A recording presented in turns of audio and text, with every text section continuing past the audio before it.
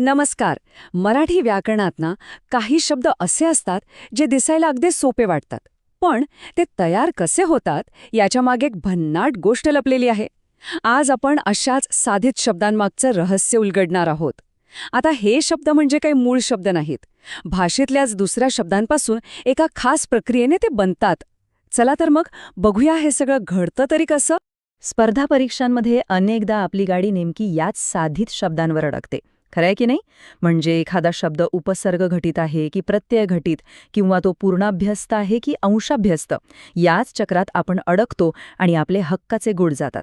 पण आता अजिबात काळजी करू नका, कारण आपण हे इतकं सोपं करून शिकणार आहोत की हा गोंधळ पुन्हा कधीच होणार नाही आणि अगदी आत्मविश्वासाने अचूक उत्तर निवडता येईल.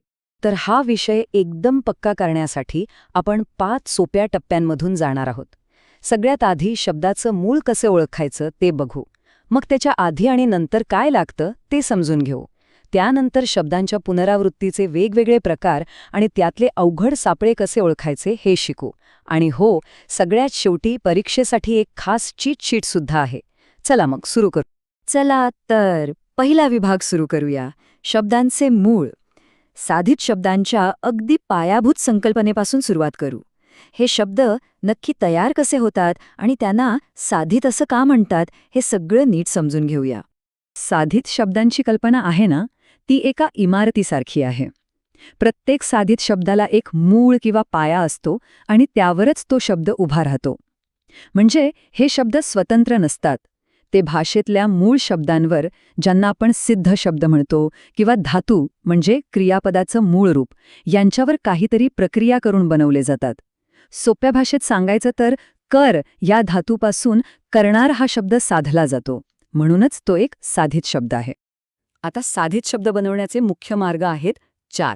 पहिला म्हणजे शब्दाच्या आधी काहीतरी जोडणं, ज्याला म्हणतात उपसर्ग घटित.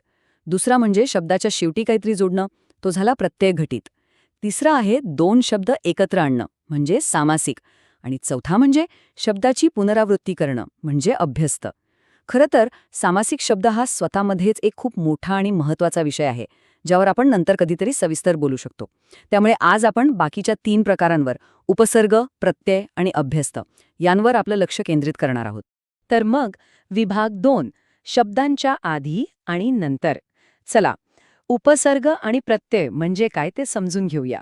नावावरूनच कळतंय सगळा खेळ आहे मूळ शब्दाच्या आधी काय लागलं आणि नंतर काय लागलं याचा. हा एक सोपा फरक कळला ना की अर्धी लढाई जिंकलीच म्हणून समजा. आता इथे बघा, एकदम स्पष्ट दिसतंय. उपसर्ग म्हणजे काय, तर शब्दाच्या किंवा धातूच्या पूर्वी लागणारे अक्षर किंवा शब्द. जसं मान या मूळ शब्दाला अप हा उपसर्ग लागला आणि अपमान हा पूर्णपणे विरुद्ध अर्थाचा शब्द तयार झाला. आणि याच्या अगदी उलट आहे प्रत्यय. प्रत्यय म्हणजे शब्दाच्या नंतर लागणारा घटक. जसं लेख या धातूला क हा प्रत्यय लागला आणि लेखक हा शब्द तयार झाला, जो लिहिण्याची क्रिया करणाऱ्या व्यक्तीला दर्शवतो. एक आधी येतो, एक नंतर येतो. इतका सरळ सोपा नियम आहे हा. यात एक गंमत आहे. हे उपसर्ग वेगवेगळ्या भाषांमधून मराठीत आले आहेत आणि परीक्षेमध्ये हमखास त्यांचं मूळ विचारलं जातं. आता बघा, संस्कृत उपसर्ग, अतिरेक, सुशिक्षित, हे शब्द ऐकूनच थोडे जड वाटतात नाही का? अधिपासून अधिकार, वीपासून वियोग.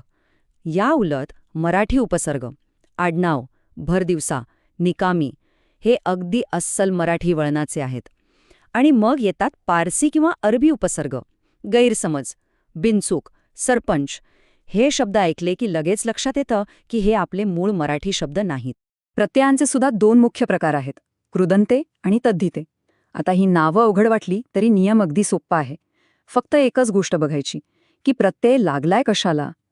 जर तो क्रियापदाच्या मूळ रूपाला म्हणजे धातूला लागला असेल तर त्याला कृदंत म्हणायचं, जसं खा या धातूपासून खाऊ किंवा पोह या धातूपासून पोहणारा. आणि जर तोच प्रत्यय एखाद्या नामाला किंवा विशेषणाला लागला असेल तर त्याला तद्धित म्हणतात, जसं शहाणा या नामापासून शहाणपणा किंवा श्रीमंत या विशेषणापासून श्रीमंती. बस इतकंच. चला आता तिसऱ्या विभागाकडे वळूया, पुनरावृत्तीचे प्रकार. आता येतो साधित शब्दांचा सगळ्यात मनोरंजक प्रकार, अभ्यस्त शब्द. अभ्यस्त म्हणजे दुसऱ्या तिसरं काहीही नाही, फक्त आणि फक्त पुनरावृत्ती. जेव्हा एखादा शब्द किंवा काही अक्षरं पुन्हा पुन्हा येऊन एक नवीन शब्द तयार होतो तेव्हा त्याला अभ्यस्त शब्द असं म्हणतात. या पुनरावृत्तीचे सुद्धा 3 वेगवेगळे प्रकार आहेत. पहिला आहे पूर्णाभ्यस्त, ज्यामध्ये संपूर्ण शब्दाची जशीच्या तशी पुनरावृत्ती होते. दुसरा आहे अंशाभ्यस्त, जिथे शब्दात थोडासा बदल करून पुनरावृत्ती केली जाते. आणि तिसरा आहे अनुकरणवाचक, म्हणजे जिथे एखाद्या नैसर्गिक आवाजाची नक्कल केली जाते. आता जरा या उदाहरणांवर नजर टाका, म्हणजे हे प्रकार किती सोपे आहेत ते कळेल. पूर्णाभ्यस्तमध्ये घरघर, हळूहळू असे शब्द येतात, ज्यात मूळ शब्द जसाच्या तसा कोणताही बदल न होता परत आलेला आहे. अंशाभ्यस्तमध्ये शेजारी पाजारीसारखे शब्द. इथे पाजारी या शब्दाला स्वतःचा काही अर्थ नाही, तो फक्त शेजारीसोबत यमक जुळवण्यासाठी आला आहे. आणि अनुकरणवाचक शब्द तर ओळखायला सगळ्यात सोपे. गडगडाट, बडबड किंवा रिमझिम हे शब्द थेट एखाद्या आवाजाची नक्कल करतात. आता येतो महत्वाचा भाग, विभाग 4, पुनरावृत्तीचा सापळा. अभ्यस्त शब्द वाटतात सोपे, पण परीक्षक नेमके इथेच आपल्याला अडकवण्याचा प्रयत्न करतात. चला, असे काही शब्द पाहूया जे हमखास गोंधळ निर्माण करतात आणि जिथे आपले गुण जाण्याची शक्यता सर्वात जास्त असते. हा फरक अगदी नीट समजून घ्या. घरघर या शब्दात घर हा शब्द दोनदा जसा आहे तसाच आलाय, म्हणून तो झाला पूर्णाभ्यस्त. पण घरबीर किंवा चहाबी यांसारख्या शब्दांमध्ये बीर किंवा बी या दुसऱ्या शब्दाला काहीही अर्थ नाही, तो फक्त मूळ शब्दाशी यमक जुळवण्यासाठी वापरलाय. त्यामुळे असे शब्द अंशाभ्यस्त प्रकारात मोडतात. हाच या दोघांमधला कळीचा मुद्दा आहे. आणि आता जरा नीट लक्ष द्या, कारण हा आहे परीक्षेमधला सगळ्यात मोठा ट्रॅप, सगळ्यात मोठा सापळा. शब्द आहेत कागदपत्र आणि बाजारहाट. आता हे शब्द पाहिल्यावर आपल्याला काय वाटतं की अरे हे तर 2 वेगळे शब्द आहेत, म्हणजे हे सामासिक शब्द असणार. पण नाही, इथेच तर सगळी गडबड होते.